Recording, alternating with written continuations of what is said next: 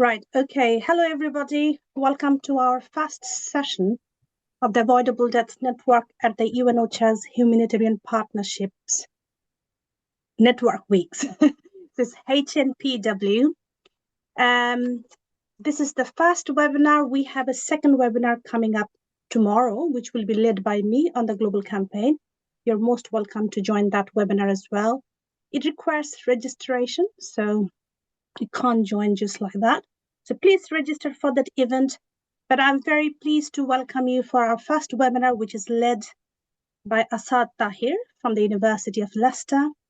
And the title of his session is Debate Whether the Climate Crisis is a Communication Crisis. It's a very timely topic. We have two brilliant experts, Professor James Fitchett, my mentor, Asad's mentor as well, and Professor Athena. And we have one more speaker, an emerging scientist, currently a PhD student at Leicester University. Very briefly about myself, I'm Nibadita Ray Bennett. I'm a professor of risk management based at the University of Leicester School of Business. I founded the Avoidable Deaths Network in collaboration with Kansai University, which is based in Japan.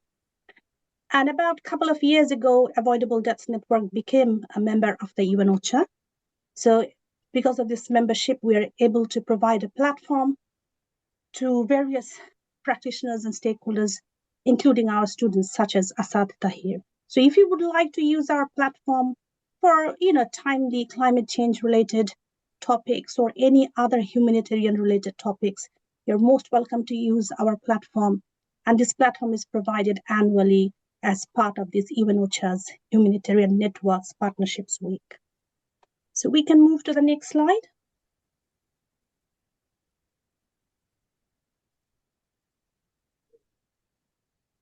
Yes, few housekeeping rules. Please mute yourself if you don't mind, so that we don't have background noise. And this session is getting recorded. And we will take one group photo. If you would not like to appear on the group photo, please, you can, switch off your camera. So that is fine. And each session will be timed, but this is a debate session, so we are also exploring and experimenting, and it's especially Asad who is experimenting with this debate session. We have not done debates in the past.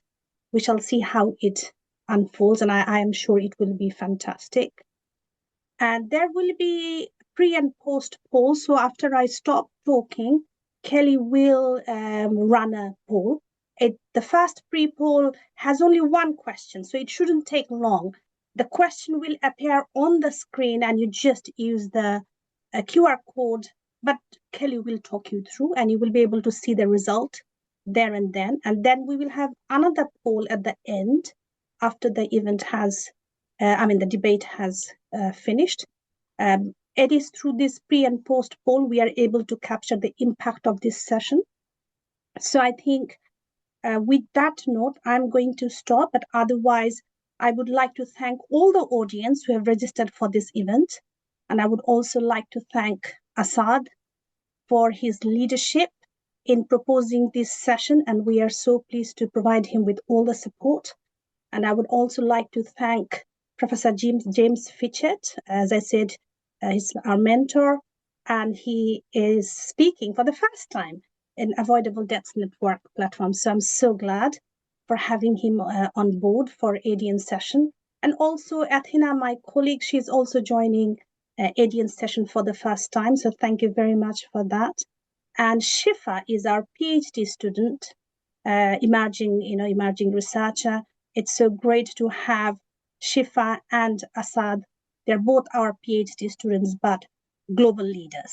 So I think with that note, I will pass it on to Asad, who is the chair, host, leader, anchor, everything.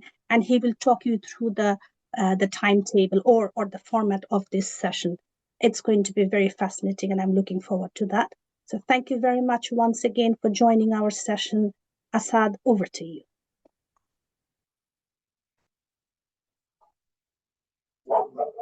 Thank you, Dr. Nabidita, for the housekeeping and a brief introduction on the perspective of this very interesting webinar. I'm Asad. I'm finally a PhD student here at Business School, University of Leicester, and I'm also founder and president of Sustainable Development Forum, and also working pro bono for ADN Chapter Pakistan as its regional coordinator. And this is back to back my second year on this UN OCHA webinars. Last year, I conducted one on crisis communication and social media landscape, which attracted over 100 participants. And today we are having 74 participants registered so far on this webinar. A quick introduction to my three technical experts before we go into pre-poll by Kelly. The first of the three technical experts and speakers for this interesting and exciting debate is Professor James Fitchett, who is my mentor and also PhD supervisor. He is Professor of Marketing Communication here at University of Leicester School of Business. His research interests include a critical focus on marketing theory, cultural theory of markets and consumption, tourism and sustainability, the history of marketing thought, and the philosophy of marketing. Next, after him, we are also very lucky and privileged to have Professor Athena. She is Professor of Technology and Society, again at University of Leicester. And her critical focus on research includes geopolitics, cybersecurity, conflict analysis, and digital governance. My third speaker and technical expert is a PhD researcher, Shifa Zikria, here at Business School, University of Leicester. She is a leading female TV anchor back in Pakistan. She specializes in marketing communication, and she is a climate advocate as well. Myself, I'm also playing the role of a chair and moderator. At the same time, I'll be speaking as a technical expert. Now it is over to, and I also welcome all the participants. It is over to Kelly for a quick pre-poll before we go into the next proceedings, please.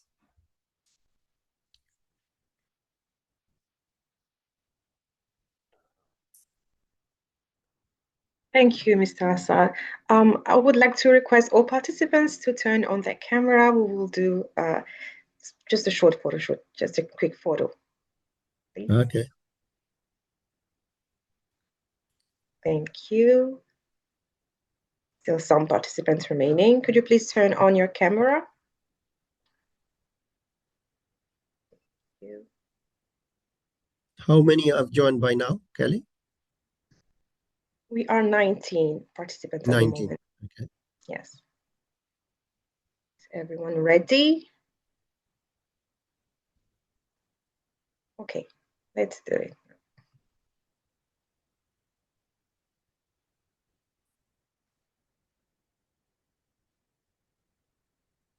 Thank you so much. It's done. Now let's do the pre-poll.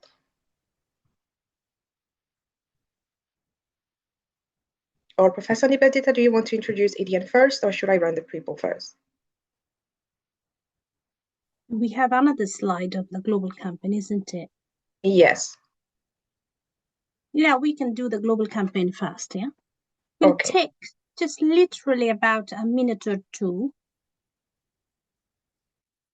to introduce our global campaign. So, yeah, let us wait.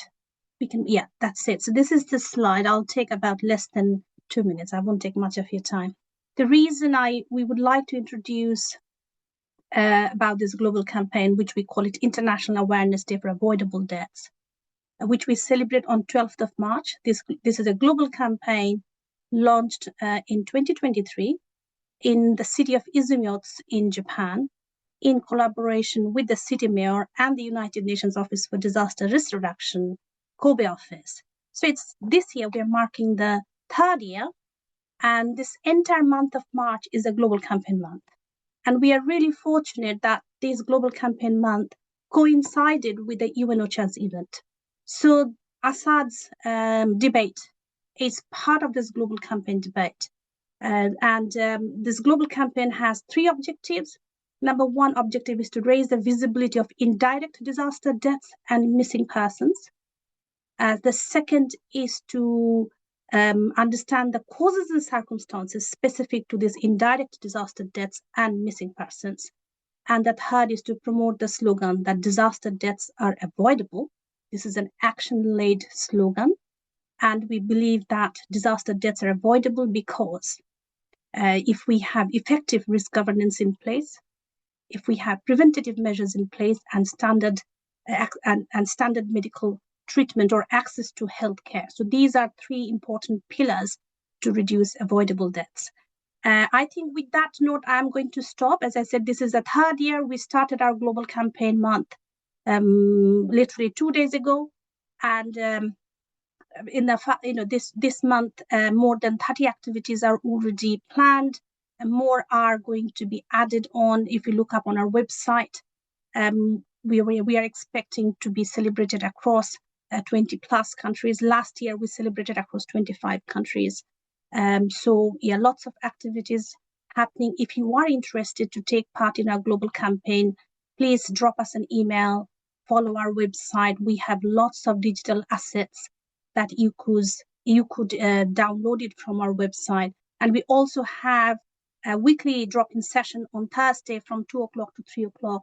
Yeah, drop us an email. We would be very much happy to provide you support that you would require to celebrate this global campaign. We also have a toolkit. This year, we also launched the monitoring, evaluation, learning framework for this global campaign. So there are lots of cultural assets, digital assets that you could download it from our website. So I think with that note, I will stop and pass it on to Assad. So thank you very much for joining, and more information can be found on our website. Just Google IAD for AD or International Awareness Day for Avoidable Deaths. You will get all the information. And also you will find lots of information on the UNDRR page. We have a dedicated page of ADN. Lots of informations are released by the United Nations Office for Disaster Risk Reductions Prevention Web. So yeah, over to you, Assad. Thank you very much. Kelly, let's please proceed with our pre-poll head on.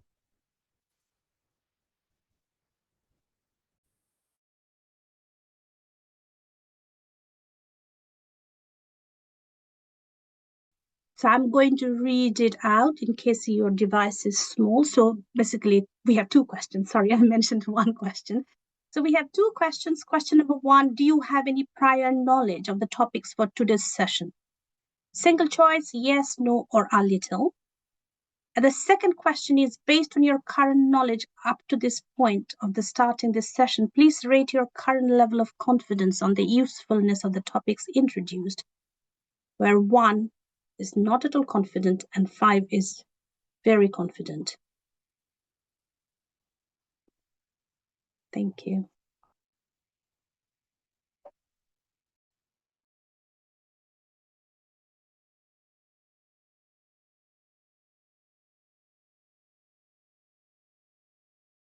We currently have 66% of participants who answered the pre-poll. Could you please answer so we could at least get to 80%? Yes, 72. Yes, it's increasing. Thank you.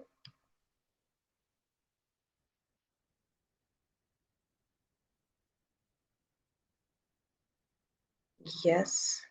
Okay. Let's stop here. I'm going to share the result.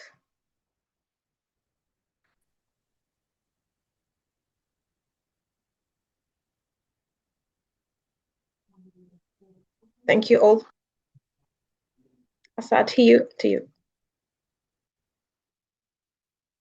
All right. From the participants, it is an announcement for the participants, for those who want to actively participate in this debate, whether they want to speak in favor of this topic.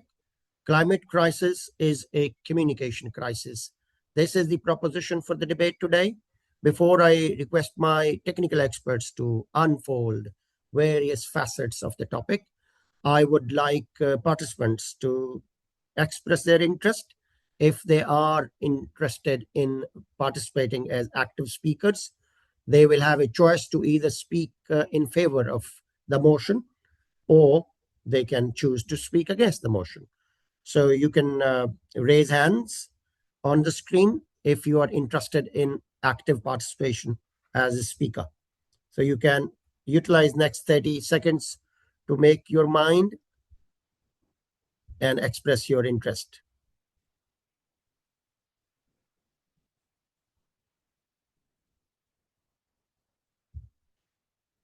Do we have any?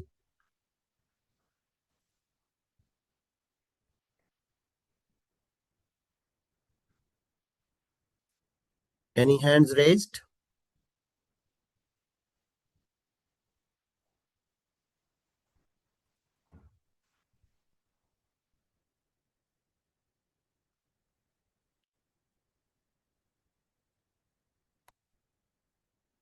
Kelly, have you seen any? No, no hand raised for the moment. No hand raised. No. So that means we can move on with our standard format, and I can request my technical experts one by one to trigger this exciting debate and share their informed, research inspired insights with us and our participants from across the globe. So, first of all, it is my privilege and an honor to invite Professor James Fitchett to share his rich insights on the subject. And he, of course, can choose his own way to speak on the topic, covering both aspects, for and against, the way he likes. So, Professor James, please join and unfold the debate. Thank you, Asad. Thanks for inviting me to participate in the discussion. So I want to begin with the central question: is the climate crisis really a communication crisis? And I want to start with a slightly unsettling premise, if you like. So we often hear that the climate crisis is a communications failure, that leaders, advocates, policy experts are not telling the story well enough, that misinformation spreads too quickly, that audiences are trapped in ideological echo chambers where their own particular point of view is amplified, and it negates alternative perspectives. But I think we need to roll back from that and accept a rather uncomfortable truth, which is that modern communication systems are inherently extraordinarily powerful. Systems of marketing, branding, media, behavioral science, these are amongst some of the most sophisticated cultural technologies ever developed to communicate, persuade, and to shape public opinion. Furthermore, there is nothing inherently exploitative about these techniques and these technologies. They are, at least in principle, value neutral. The same communications techniques that sell fast fashion can sell plant-based diets. The same branding strategies that create demand for SUVs can create desire for electric vehicles. We know this because we see it happening. We see green brands commanding price premiums, electric vehicles carrying status, and we can understand that sustainability signals, when presented in particular ways, confer significant prestige. So we can understand, for instance, that electric vehicles became aspirational signifiers, aspirational products, well before they ever became environmental. So the question then is, if communication is so powerful, why aren't we further ahead in meeting some of the challenges around climate? So the first barrier is a structural one, i.e. that those who most effectively control and deploy communication infrastructures, by which we tend to mean corporations, platforms, political actors, often have incentives aligned with maintaining high consumption growth models. Communication doesn't fail because it's weak. In fact, it often succeeds because it's deployed to protect the status quo. We can see this particularly if we look at things like oil companies, for instance, that speak fluently the language of transition while investing billions in continued extraction. The second barrier, though, I think is deeper. Communication doesn't merely transmit information. And this very much relates to my own area of research, looking at marketing processes. Communications systems produce certain types of subject. They produce certain positions, if you like. Modern marketing constructs us first and foremost as sovereign consumers, as individuals whose primary role is to choose, to desire, and to optimize lifestyle. Climate change challenges, on the other hand, demand something quite different to that. They require things like collective restraint, long-term thinking, institutional trust, and sometimes limits. So when we frame climate change primarily through consumer choice, whether or not that's to buy greener, travel differently, offset more, we often reinforce the very subjectivity that drives overconsumption. So we can see that, for instance, where we look at things like carbon offset models, that in a sense, these mechanisms, whilst they might have lots of policy benefits, they also risk turning certain kinds of planetary limits into kinds of lifestyle add-ons. So perhaps the crisis is not that we're failing to communicate climate urgency. Perhaps it's that our dominant communication systems are structurally tied to a growth model that struggles to accommodate planetary and climate limits. So that isn't necessarily a crisis of messaging. That's not a communication problem. Rather, it's a political economic problem that gets expressed primarily through communication.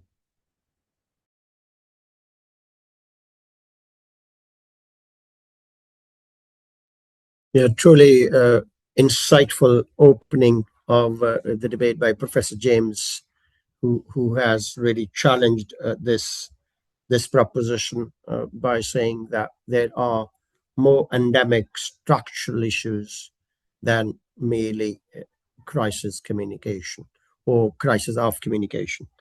Now, I would invite Professor Athena, again, an eminent professor on the subject.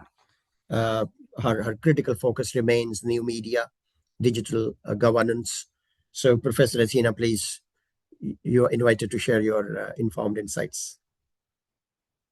Yes, thank you for the invitation to come and hear all these exciting ideas today.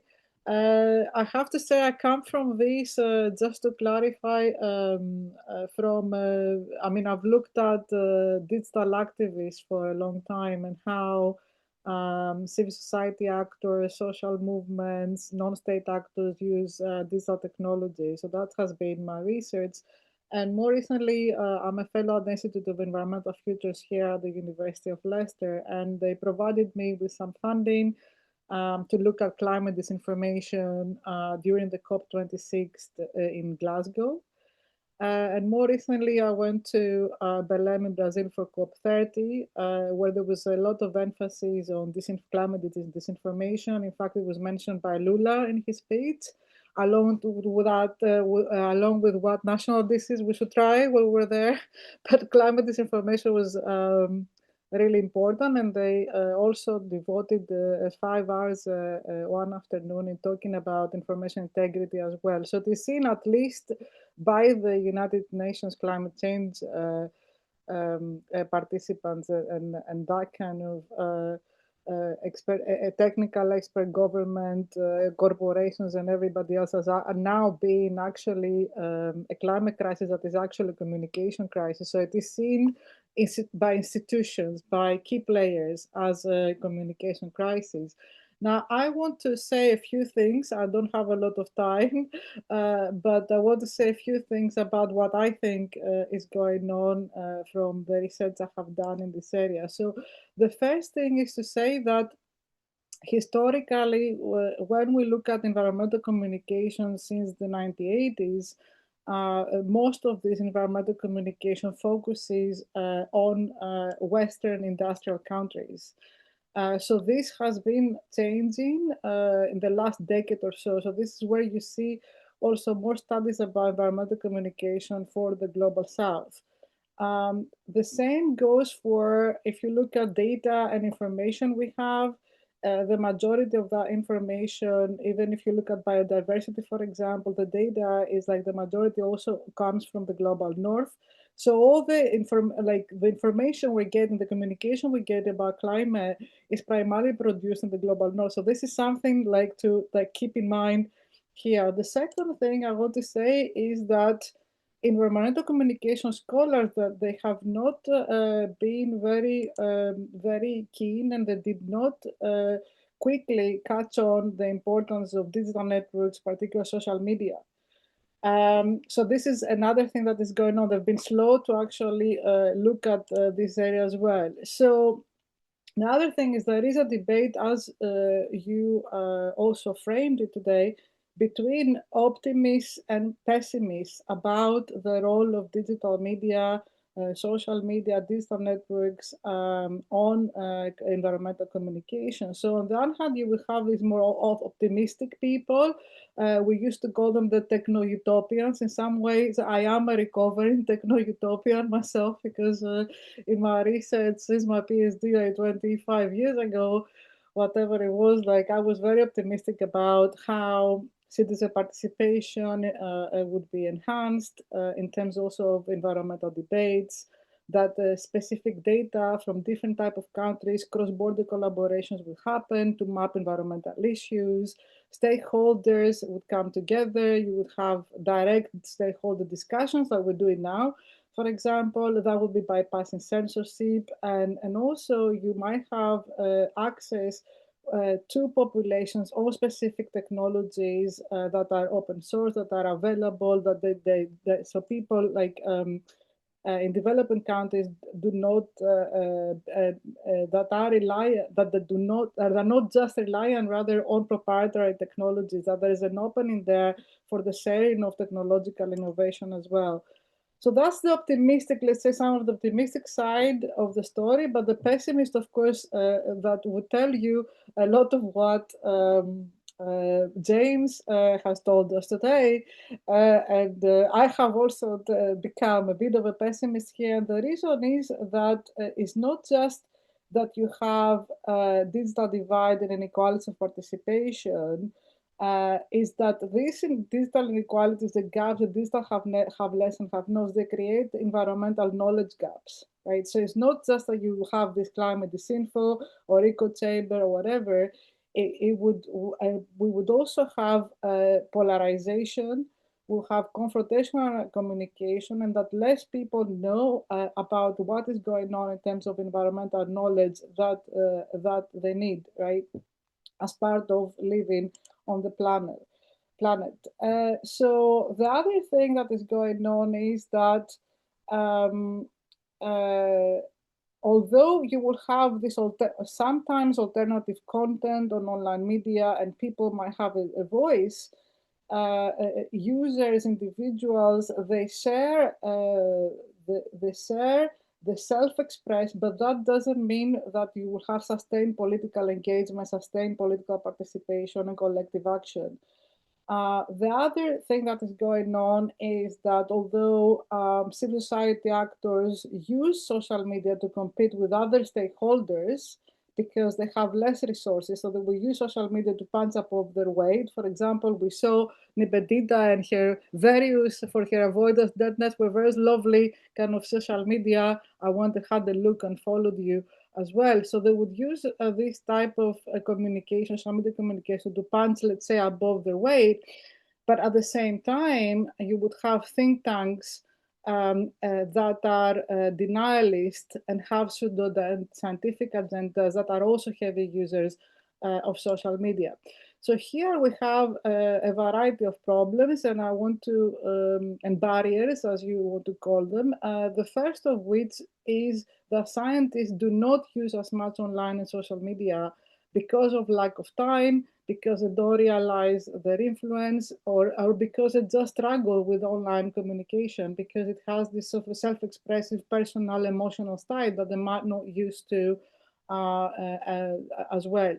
The other thing is that, unfortunately, there's more focus on influencers in terms of the climate rather than robust environmental journalism. So environmental investigatory journalism is in decline, despite efforts to the opposite effect. The other problem we have is to measure and evaluate environmental content. So who has access? You have data access, for example, is difficult in proprietary the tech giant type of platforms.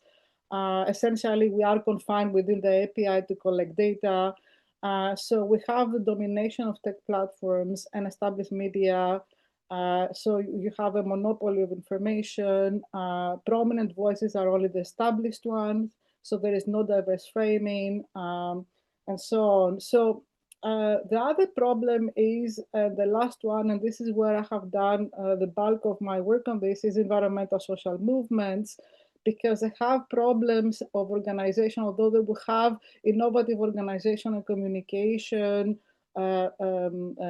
capacities, right? For example, I interviewed activists from Extinction Rebellion, and you see that they are very aware, for instance, the more, like what I found from a European project from interviewing Extinction Rebellion activists and Black Lives Matter activists, is that basically the more organized they are, either decentralized or hierarchical, although you have complaints about horizontalism being a plague for these movements because it's difficult to intervene in time and it's like very time consuming, duplicated roles, etc.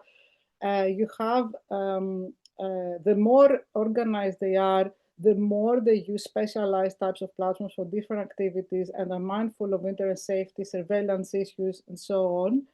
The less organized organizations, the participants seem to rely more on the generational mentoring to acquire skills and experience of organizing, especially offline events. And then overall, I think what would help, I think, enhance capability is if there's more awareness to understand that these social media networks, they have this bizarre effect. For instance, Roger Hallam, when I interviewed him, who's the co-founder of Extinction Rebellion, told me that social media has these heroin-like aspects to mobilization. It can mobilize a lot of people, but then it's not good to have sustainable organization. So it's not good for making decisions. It privileges outlier voices, the loud voices, and so on. So that would really help to have a more of a, let's say, political, environmental education about what is it like to have good communication about climate issues, and to place emphasis in that. Tech platforms are not there for civil association, they're there for enterprise association, which is, I think, what also Jane was alluding to. So thank you very much. That's some of my thoughts that I wanted to share. Thank you. Thank you, Professor Asina, for your really very insightful thoughts and perspectives that you have shared, starting from technophobia to the digital media and its relevance to shaping and framing climate and climate communication. Before I invite my third technical expert, Shifa Zakaria, I want to request all the participants to take note of key points and also keep your questions handy, because at the end of the discourse and debate, the House will be made open for questions, and you may ask any of the technical expert the question that you wish to ask. So, with this announcement, I now request my third speaker and technical expert, Shifa Zakaria, who is also a PhD researcher here at University of Leicester, to please share her insights and perspectives on the subject. Good afternoon, everyone, and thank you so much for having me here for this opportunity to be able to talk about such a crucial issue which is affecting the entire world.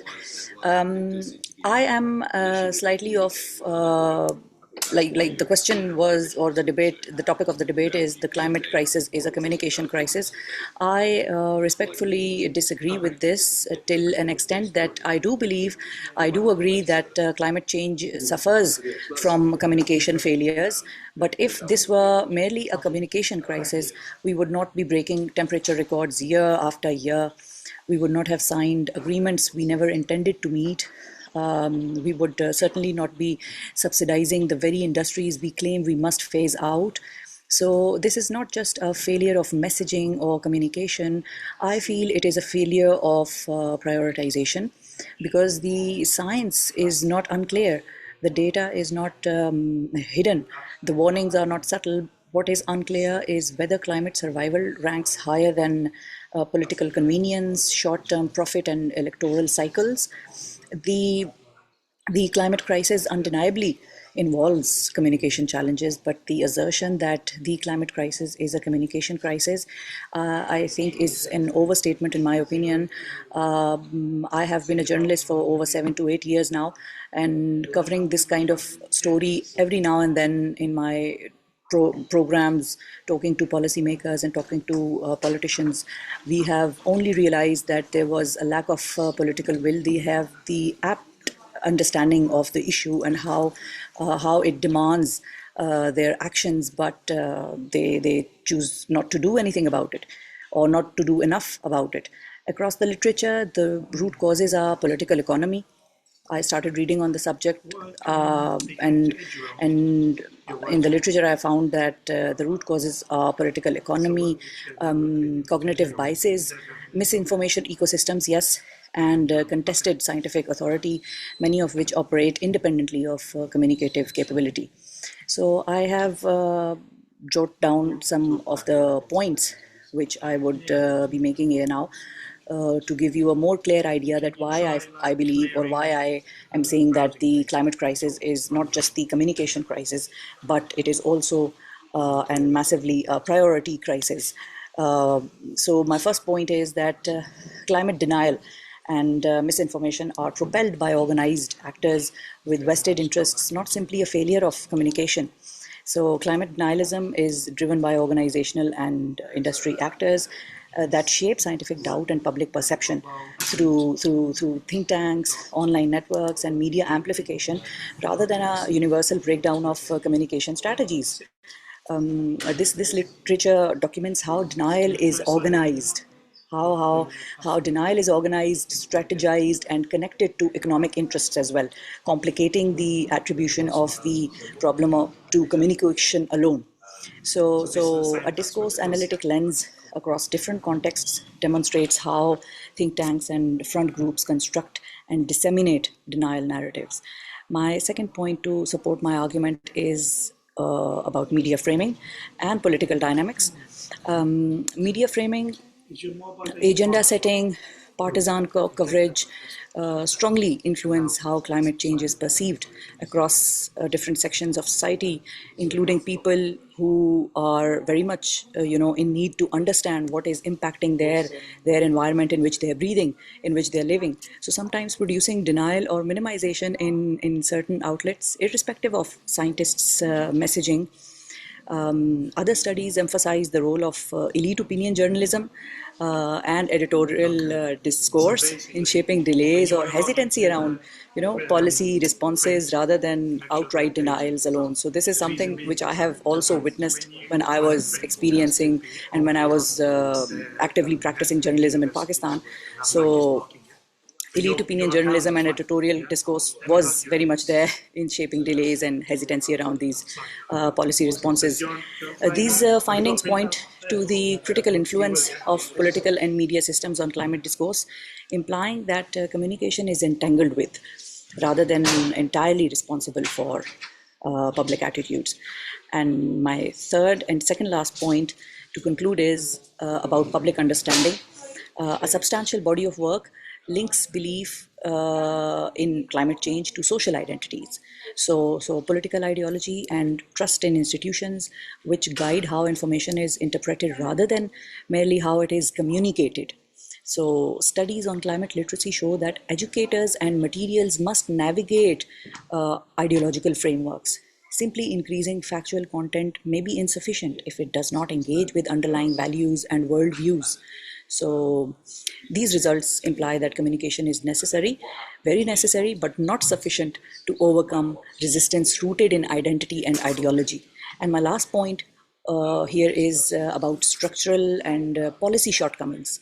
Public policy action on climate is not solely determined by communication. It depends on governance, institutions, funding, and most importantly, I feel, political will. Some analysts emphasize that communication strategies must operate within broader governance contexts, including incentive design, regulatory structures, and policy viability to be effective. The literature on crisis and risk communication also underscores that effective information sharing is only one component of coherent crisis governance. Without aligned policy action and credible institutions, communicative efforts can be at best support but not guarantee public uptake or behavioral change. So this perspective suggests that climate challenge extends beyond communication theater into policy architecture and collective action problems. So yeah, that's my take on the topic of this debate that climate crisis is not just a communication crisis, it is also very much about priorities.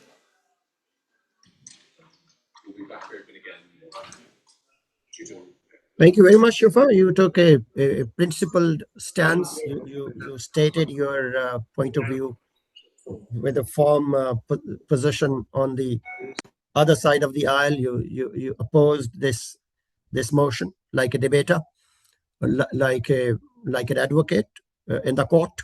You presented your case well. I have also 2 cents to share from the other side of the aisle because I was the one who moved this motion. So I have my rights preserved and protected to advance why climate crisis is a communication crisis. Because climate crisis is not only it's not an ecological emergency. I mean, in literature, there is plethora of literature available stating that it's a profound communication challenge. And many of your points, when you were talking of, even Professor Athena was also talking of denialists, and there are people who are questioning even the legitimacy of this climate as crisis. That means that their narrative is winning, and that also qualifies this. That also justifies this debate that climate crisis is inherently becoming or turning a crisis of communication, because the narrative, this very naked reality, is not being put across. There are cogent reasons why people are not taking climate crisis as something very, very urgent, and that is exactly the immediacy and urgency that should have been attached in the very narrative for climate crisis. It is again a weak narrative that is being shaped because we normally pitch climate crisis as a crisis for future. Even UN SDGs, they talk of Development Agenda 2030, then they take net zero to 2050, and the very framing. And you also talked about the value of framing. My 2 cents on the subject is that the very framing is faulty and flawed and defeatist. We would have added value to immediacy and urgency of climate crisis as something very, very existentialist. It's an existentialist threat, and it should have been framed as such. All these cyclones and floody rivers, taking catapult to communities and causing hundreds and thousands of deaths every other day, on the planet Earth, in one country or the other. There are coastal regions at the threat of extinctions. The temperatures rising, and there are coastal belts and countries, communities, which will be submerged in few years from now, with temperatures always rising. There are deaths which are occurring as a direct result of climate failure. There are waterborne diseases. There are plastic, micro plastics causing every other clots in our brain and hearts and vital organs failures, these kidney failures, leading to deaths every other day, disease, and the costs that it takes to treat those diseased patients. So all these should have been framed into one strong, robust communication, telling people that it is no longer an issue of the future. Climate crisis is crisis of today, here and now. This needs action. The other problem with climate advocates have been that they've been only talking of climate as awareness challenge. It is no longer an awareness challenge. It is a challenge of action. So it is climate action that should have been framed. We would have moved miles from climate awareness to climate action. Furthermore, a robust climate communication should have included the issue of climate justice. The developed countries, who are also the largest contributor to pollution, should have paid the bill.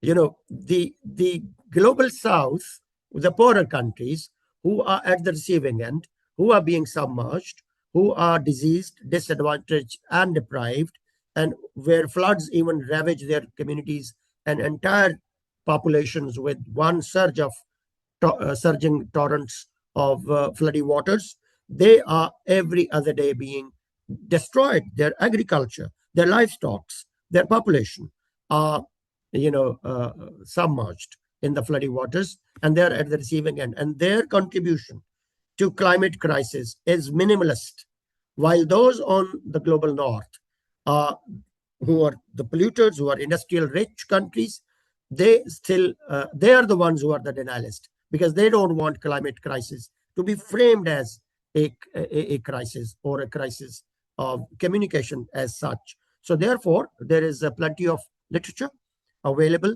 which says that it is a matter of immediacy and urgency.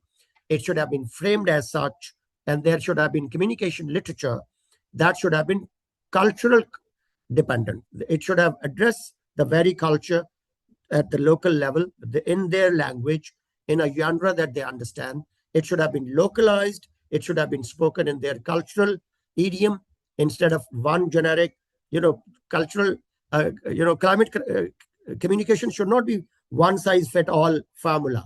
It has to be customized. It has to be translated into the languages of people at very grassroots level that they understand. Only a robust communication could make and reframe climate crisis as a real crisis of today, and warranting and necessitating an action here and now. That's my 2 cents on the subject. So I go back to Professor James. We are getting into the second round of this debate, and I would request Professor James, after all the speakers have unfolded some aspects, Professor James, I would request you to please suggest some measures as to how climate advocates could reframe and use proper framing to add urgency and immediacy to a challenge which is existentialist in its nature and very design. Professor James. Thanks, Asad, and thank you to the other speakers for their views on this question. I think what we've established is that it's understandably complex, that there are many different issues that aren't really or solely concerned with the climate, and that we've also, certainly thinking of some of the things that Athena was talking about, we raised the issue around what type of communication is effective. And I know this is something that Shifa and Asad are very interested in, is how new means of communication have both that capacity to undermine as well as amplify certain communication strategies. But what I want to do now then is go away from more conceptual or general issues and draw upon some of my interests around marketing practice and say, okay, how do we go about building a stronger narrative? And especially, how do we link climate with other policy goals, and especially those around public health? So if our first interventions were broadly diagnostic, what I want to do here is to try and be more constructive. What's clear then is that climate leaders cannot simply communicate harder. This isn't a failure of commitment. Rather, we need to think about communication as a strategic priority that requires us to approach the challenge around communication slightly differently. The first thing I want to note is a kind of core marketing principle, if you like, that changing attitudes is really not that difficult, okay?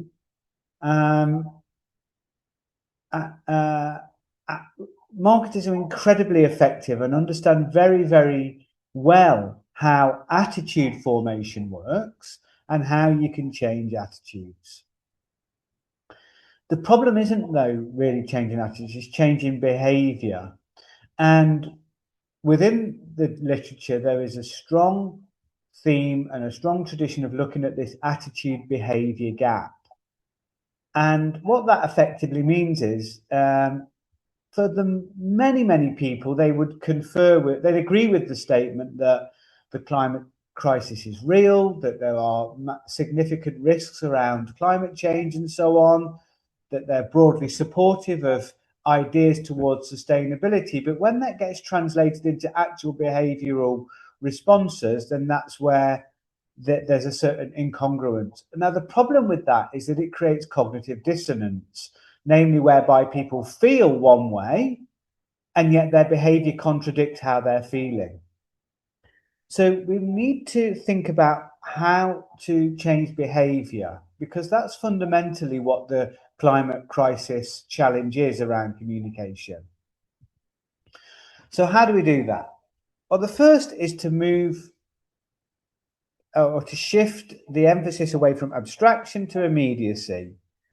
So when we frame climate change challenges around themes like melting ice caps, for instance, or general temperature increases or whatever, they're easy to feel quite distant. But climate change framed as asthma rates or heart-related mortality or food insecurity or vector-borne disease risks becomes immediate, which is why it fits very closely with the broad aims of that Nivedita advocates with the Avoidable Deaths Network, which is that in many ways the climate crisis is a secondary variable, to put it in those terms. And for many people who are dealing with the challenge around communicating climate insecurity, it's that move to immediacy that's really, really important. When climate becomes a public health issue, it enters everyday life. It becomes about our children. It becomes about our communities. It becomes about hospitals. It becomes about elderly healthcare systems. It becomes about taxation levels.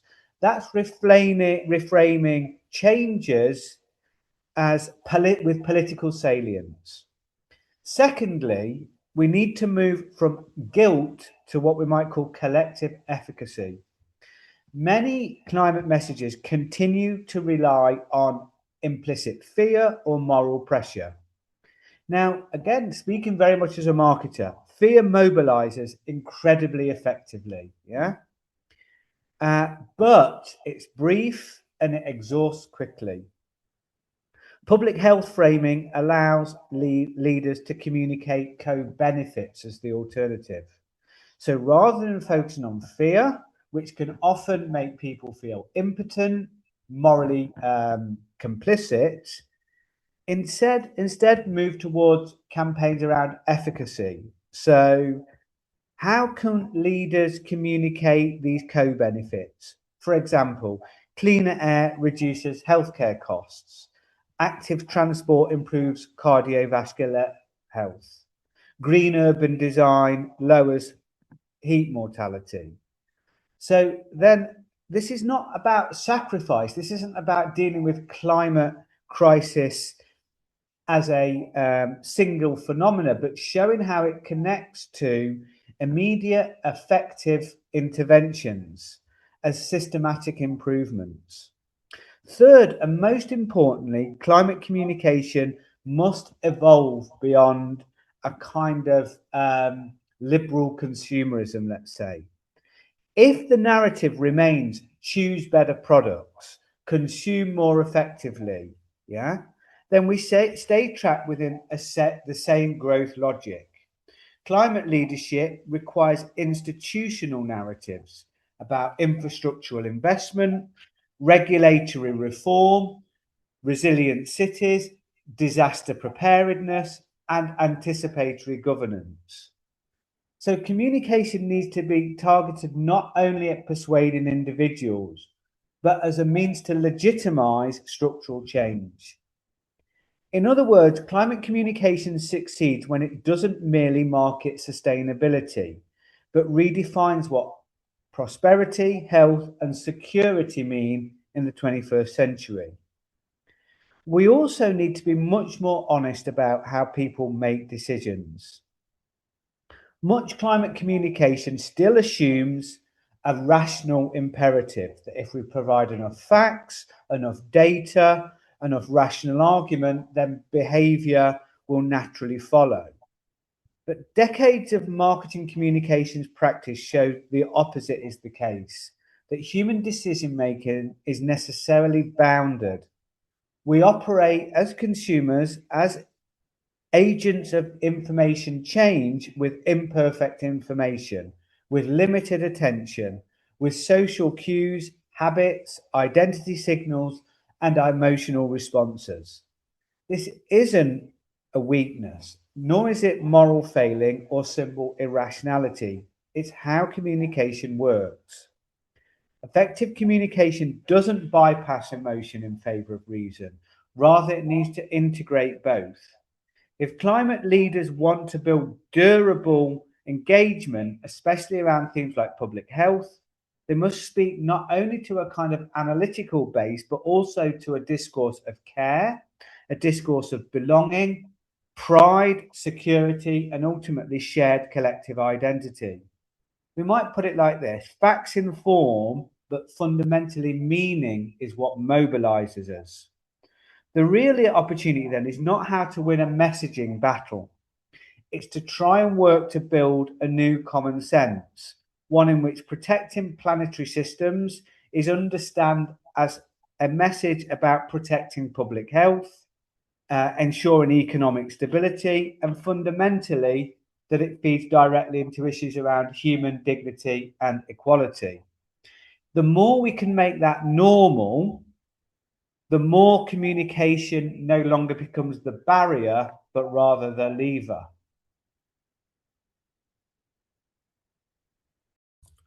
brilliantly explained by Professor James as to how to frame climate communication in its holistic design and using modern technologies and social media as a lever rather than as a barrier. Our next speaker, Professor Athena, is a professor with a critical focus on new media and digital media, and also our research on digital governance. My question to Professor Athena in this second and final round is as to how we can use social media as a lever, exactly from where Professor James has ended. How can we leverage social media or digital media in digital governance related to climate as a crisis? How can we utilize social media as a resource to build a narrative which is robust, which is urgent, and which really reframes this subject from a crisis of future to crisis of today? Professor Athena. Okay. Yes, I think there is a bit of a problem because I was just trying to convey this before that what you see now, you have like this surge of far-right populism and eco-fascism. I mean, it seems like the right and the far right are far more successful in utilizing social media and dominating political discourse and dominated conflict in recent years.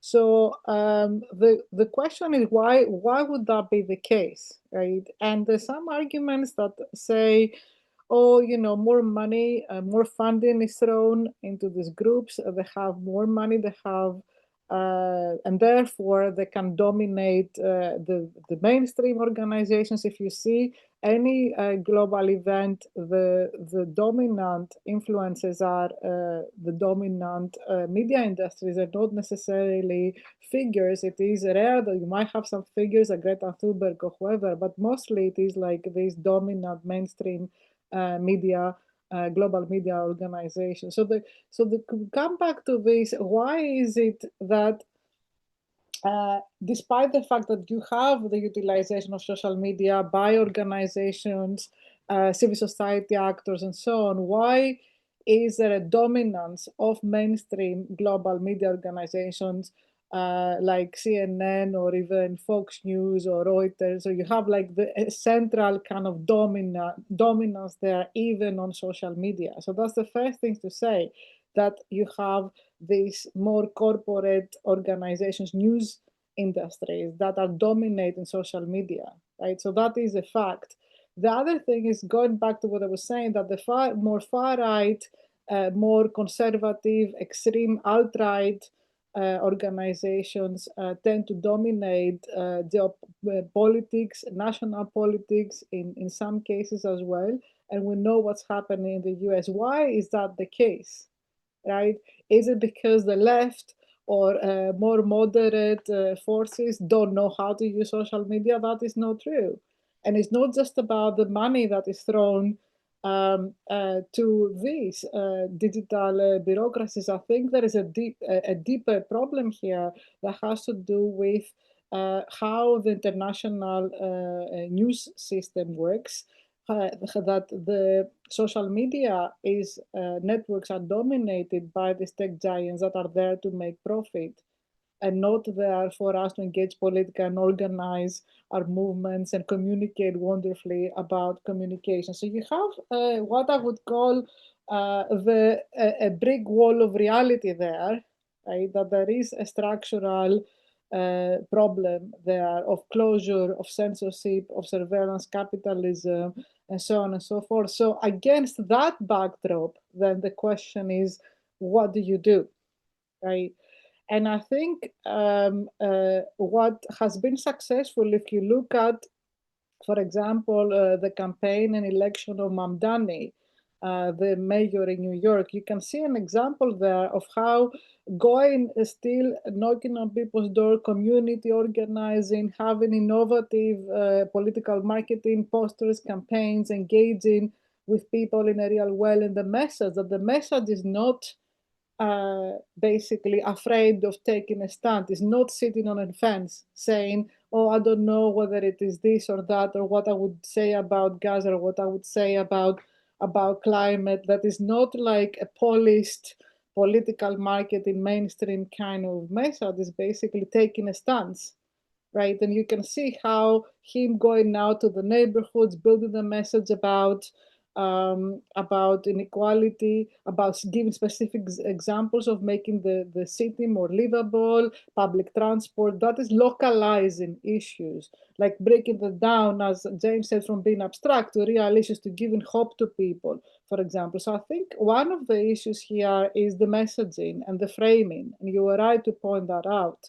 So you have to have some kind of framing that goes over the capitalism as a social code. So the order, your ideological order, has to be over what is available. So you have to have another vision that is beyond what is happening in a neoliberal society that is focused on profit, that is causing structural inequalities, that is causing the reproduction of racialized hierarchies or colonial mentalities, and so on. So you have to have a message that is over that. And I think the Mamdani example is a good example of how you can create a new message and also use a lot more localized, hopeful community engagement to be able to do something with this message, right? And create a community that wants to hope and that wants to see change happen and wants to do that. And the final thing I was going to say, to illustrate a little bit more this example, how this polished mainstream sort of centrist messaging does not work anymore. If you see, for instance, who was voting for Trump and who was voting like on the national election level, and who was voting for Alexandra Ocasio-Cortez, you can see that they had some of the same people voting for them. And when Ocasio-Cortez called up voters and asked them about that, why was that the case? The answer she was getting is that you have people that are not polished, they are genuine. So both her and Trump, in his own kind of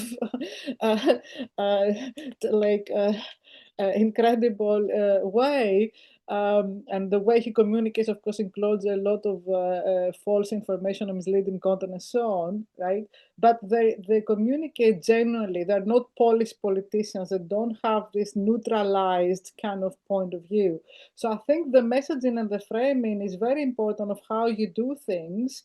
And finally, there is a libidinal aspect to this. Like there is an affective kind of / discursive aspect of this, of how you can create messaging that hits people in a way that they understand they need to change their behavior, as James was explaining as well. So you have to be able to use a discourse that reaches people on the everyday level, right? But it at the same time is hopeful enough to want to affect some kind of change to improve the fabric of their everyday life. So that's what I would say. Thank you.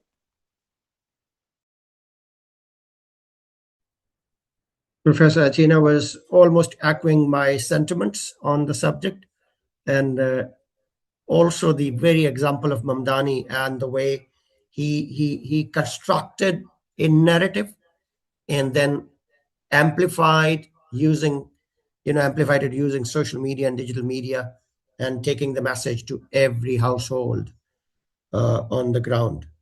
That is one case study, I believe, very latest, very modern, how one could be nobody in few weeks before and became the mayor of New York, to utter surprise of many, through that messaging and framing the way he did. We are running short of time. I will request my third speaker, Shifa, to be a little brief. You have 2 more minutes. But this time around, my question is to how, as social media influencer, you can frame climate crisis as a crisis that should be addressed immediately, and how the keyboard warriors and social media influencers could leverage their followers and their social media presence to contribute to framing climate crisis as a real challenge of today. Over to Thank Shifa. you. Thank you so much. So yeah, once again, I would, if we talk about social media influencers and how they can raise awareness or they can speak about the issue, look, social media influencers do or cover issues which really sell. The communication around climate change is something that we have rarely seen influencers doing. They will make reels and videos about food, fashion, culture, things like that, tourism, actors, cricket, politics, but we have rarely seen, like, I can't even remember and I can't even recall if I have seen any of such a video or some kind of coverage of the social media, of the climate crisis on social media by a renowned influencer. Of course, there are YouTubers and then there are other people who do these vlogs and who give out opinion on some story. Of course, they'll cover it. Like my last coverage of the climate crisis while I was working on TV channel was only when Pakistan was hit by one of the worst floods last year. We did not really, talk about, or the channel heads or the management did not really appreciate us talking about climate crisis because when your advertisers and when your rating meters are not connected with that problem or that issue, it's not really giving you the revenue advantages. So same is the case with influencers as well, I feel. Like whoever does it, whoever covers it is solely and wholly their own responsibility and their own, decision to do that. It is not something that channels have been following. Like there is an editorial board. We have several editorial boards. Like for politics, there is different editorial board in channels and mainstream channels I'm talking about. But when we talk about issues, for example, there is an election going on in a country, there is another separate team to cover those elections from all angles, all aspects. We don't see such things about climate crisis on mainstream TV channels or mainstream. How many, for example, how many articles, if journalism is concerned or influencing opinions are concerned, how many articles have we recently seen just like they are being published on a climate crisis just like that without any catastrophe being hit, uh, without any catastrophe hitting any country, or so what I'm saying is that climate crisis communication only happens on these mainstream channels or by influencers or by social media when there is something, when there are lives lost, when there is crops damaged, when people are dispersed and displaced due to floods and stuff like that. So we cover the crisis after it has happened. We don't cover it before it has happened, or we don't make an opinion or generate an opinion or a debate around it that how to avoid that crisis. So that's what I'm saying, that it is all about priorities, channels, priorities of the channels, priorities of these influencers, priorities driven by different reasons, priorities, revenue driven priority, viewership driven priority. Like if I make a climate change video every day, I don't know if people will like it and people will watch it, if I'll be earning any revenue out of it on YouTube or on any other platform. So solely labeling the climate crisis as a communication crisis risks obscuring the multifaceted, drivers of public belief and policy outcomes. The consensus across the cited literature is that communicating climate crisis or climate science remains essential, but is insufficient on its own to secure public understanding or action. Denial campaigns, political framing, identity-based resistance, and governance failures operate in parallel with the communication practices. So I think Thanks I for have your more than point. 2 minutes. Is But very yeah, well yeah, received. I'll finish. Yeah, I'll finish now. Yeah. let's open the house for questions from the participants, and I will request all the worthy speakers and technical experts to be brief while answering those questions, so that we have more questions answered in the remaining 12 to 13 minutes time that we have left. And Kelly, would you please help me in navigating these questions to the to the screen, so that I may request the relevant speaker. Yes. Questions from the audience, please.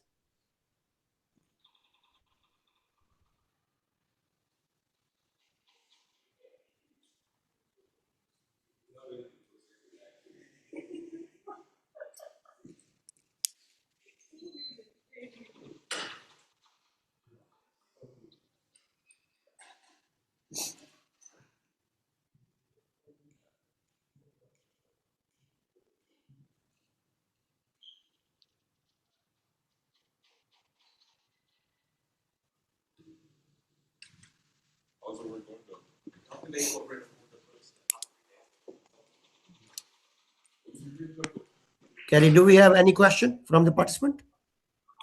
No, we have one question from Professor Nivedita. Yeah, please, Dr. Nivedita, go ahead. So I just have a comment, not a question. But first of all, I would really like to thank James, Athena, and Sifa for this absolutely amazing presentation. I just have one comment for Shifa.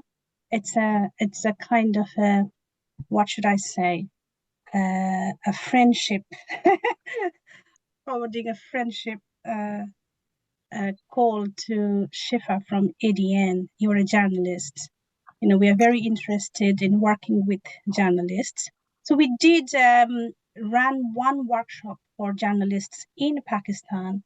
About 80 to 100 journalists attended our workshop, where we tried to raise awareness about avoidable deaths and how it affects, locally, by taking public health perspective, to make the climate change more real, bring it at home, connect with everyday realities and experiences. So we do have a plan, actually. We also worked with Bangladesh, a few journalists, and actually one of them is going to give us a talk tomorrow. And this is new journalism called coastal journalism. It covers the stories of the coasts and the problems that coastal people are going through due to climate change and extreme weather events. So yeah, if you're interested, I would like to, ADN, on behalf of ADN, we would like to speak with you and explore some scopes for collaboration, how we could generate journalists for avoidable deaths. So Would be happy to, Dr. Nivedita, would be happy to. Hi, we do have one question in the chat from Antoine, but I do not know to which speaker this question is sent, but yes. Are your points of view applicable only to the attenuation challenge or also to the adaptation challenge? What are the specificities of communication on adaptation? Question could be answered either by Professor James or Professor Athena. It's open to either of the two, because it is communication from attenuation to adaptation. Professor James, would you like to answer?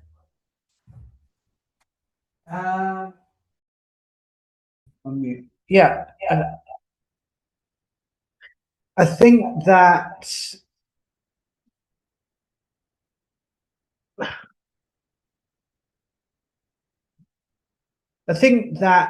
we've got to recognise that whilst mitigation is something that that's our first point of intervention here. The reality is, given the timeframes that we're looking at, that we need to really consider adaptation as a much more pragmatic means forward. And because it's within adaptation really that we're dealing much more around looking at things like resilience and so on. And it's through those adaptive measures that we can probably achieve, I would suspect, more behavioral change. And so I suppose that would be my answer to that question. I don't know if that addresses my. Obviously, it's both, but I would say that from a purely pragmatic point of view, it's going to be around the adaptive capabilities where we're going to make most pragmatic intervention. Thank you, Professor James. Kelly, do we have any other question? Yes, we have one more question from Caroline. Okay.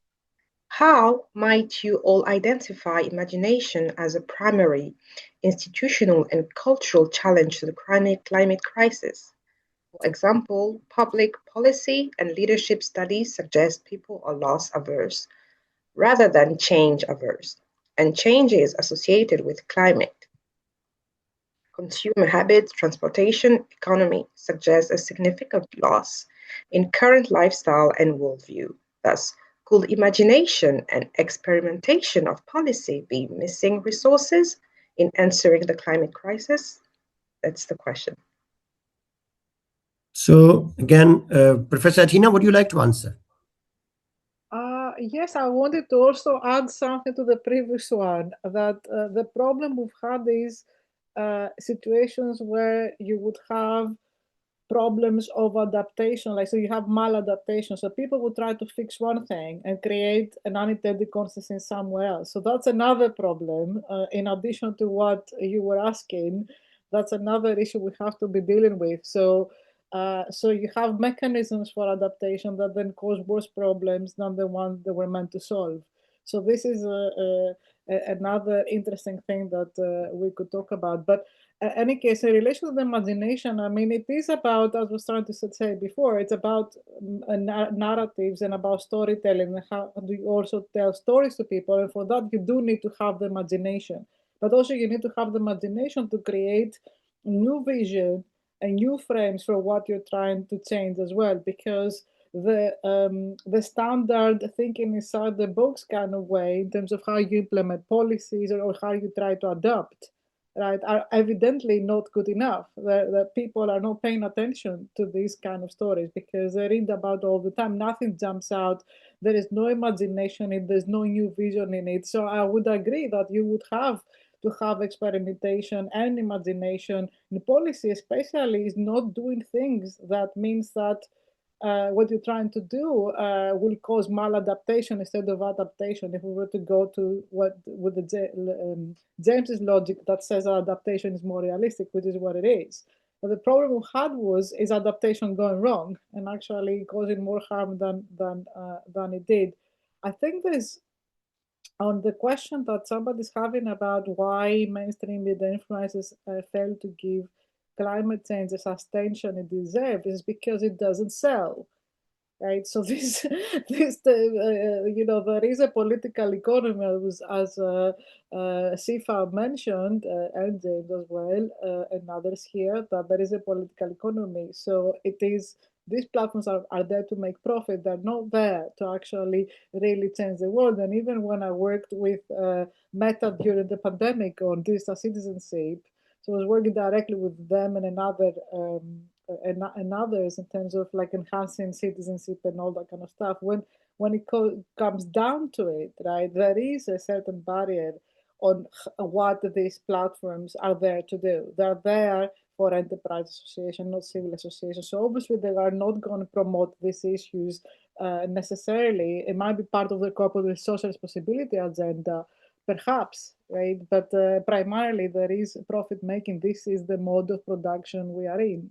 So that's the big elephant in the room. And you're not a Marxist to say that the capitalism is elephant in the room and it's causing these inequalities also in terms of what is communicated and why and to whom it is communicated as well. right? So it is also ultimately about profit making and all that. So yeah, thank you. Thank you, Professor Athena. Wonderful. Kelly, can we quickly run our post poll? I mean, post webinar poll, because we only have 3 minutes left, and then a vote of thanks. Yeah.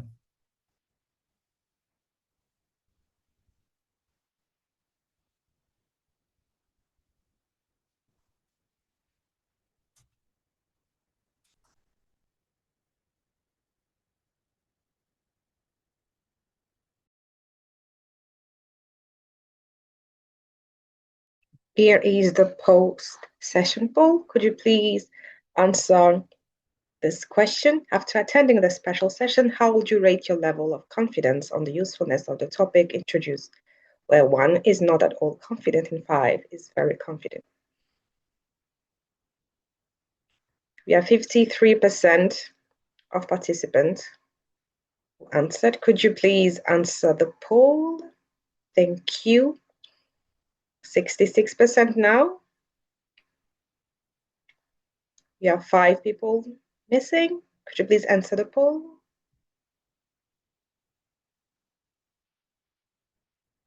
Mm-hmm. 66. Okay, let's stop it there. So we currently have 80% of participants who are moderately confident about the topic and 20% who are very confident. Thank you all.